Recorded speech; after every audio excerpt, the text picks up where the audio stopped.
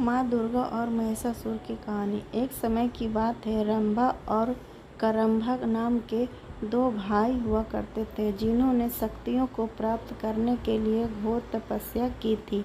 उनकी तपस्या देखकर इंद्र को अपने राजपाट छीनने का खतरा महसूस हुआ और फिर इंद्र ने कुछ देवताओं के साथ मिलकर एक भाई को मार डाला, जिसका नाम था करंभा था। रंभा को जब अपने भाई करंभा के मरने की खबर मिली तो वह बहुत क्रोधित हुआ। इससे रंभा में बदले ही आग लग गई और इसलिए वह अपनी तपस्या में और कठोर हो गया। उसने अपनी उपासना से कई देवताओं को खुश किया और उन्होंने उसे वरदान भी दिया कि वह बहुत शक्तिशाली हो और वह किसी से पराजित नहीं हो सकता, ना तो देवताओं से और ना ही राक्षसों से। एक बार रंभा ने एक मादा भैंस को देखा और रंभा ने उसके साथ संभोग किया। इसी बीच एक नर भैंस ने आया और रंभा की हत्या कर दी। दुखद की बात यह थी कि रंभा ने किसी जानवर से सुरक्षित होने का वरदान नहीं लिया था। इस घटना ने मादा भैंस गर्भवती हो गई और उसने आग में कूदकर आत्महत्या कर ली। जिस क्षण वह आग में कूदी, उसी समय आग से आधा भैंस और आधा मानव बाहर आया, जिसका नाम महिषासुर पड़ा।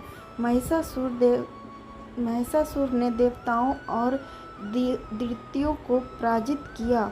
उसने देवलोक पर हमला कर उस पर कब्जा कर लिया और सभी देवताओं को बाहर निकाल दिया।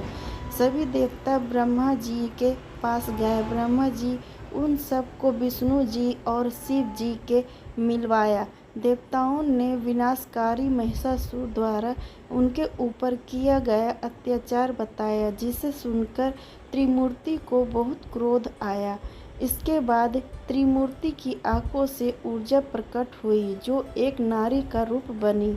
सभी देवता उस शक्ति को देखकर प्रसन्न हुए और सभी ने उस शक्ति को माँ कहकर माना। इस तरह माँ दुर्गा की उत्पत्ति हुई। भगवान शंकर जी ने देवी को त्रिशूल भेंट किया। भगवान विष्णु ने अपना चक्र निकालकर देवी को दिया। वरुण ने देवी को शंख भेंट किया। अग्नि ने इसे शक्ति दी। वायु ने धनुष और बाण दिए। देवराज इंद्र ने अपना वज्र दिया और ऐरावत हाथी के अपना घंटा उतारकर देवी को भेंट किया। यमराज ने उसे कालदंड में से एक दंड दिया। वरुण ने उसे पाशा दिया।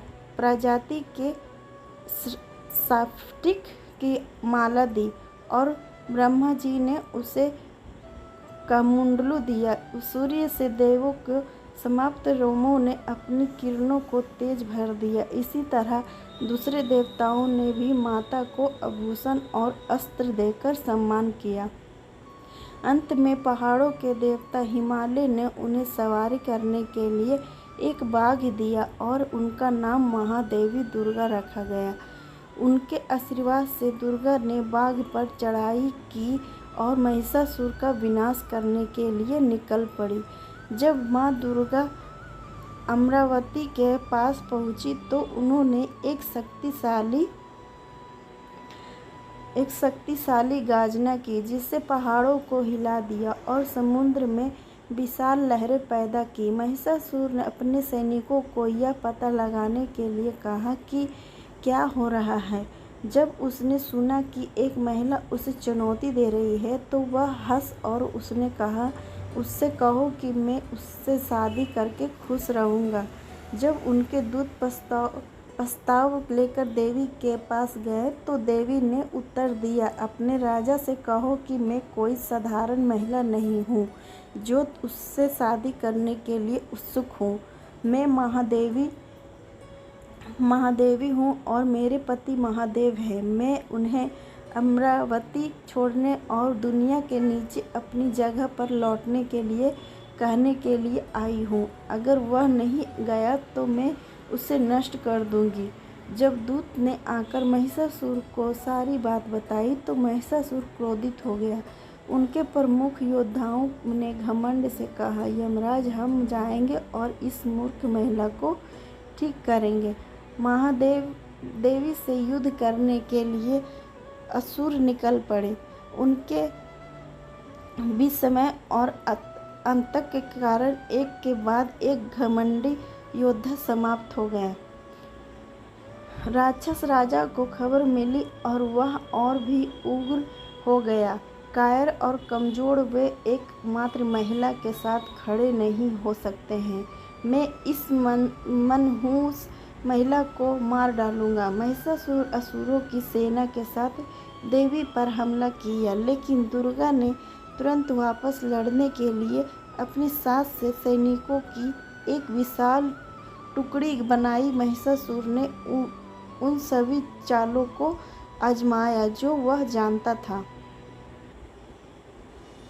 वह देवी को भ्रमित करने के लिए आकर बदलता रहा। एक आदमी से वह एक शेर बन गया, फिर एक हाथी से, लेकिन हर बार महादेवी ने उसे अपने हथियारों से गंभीर रूप से घायल कर दिया। 9 दिनों तक युद्ध चला। अंत में देवी ने असुर को मार डाला, जिससे फिर से एक विशाल भैंस का रूप ले लिया था। देवी ने उस चक्र से वार किया जो विष्णु ने उसे दिया था।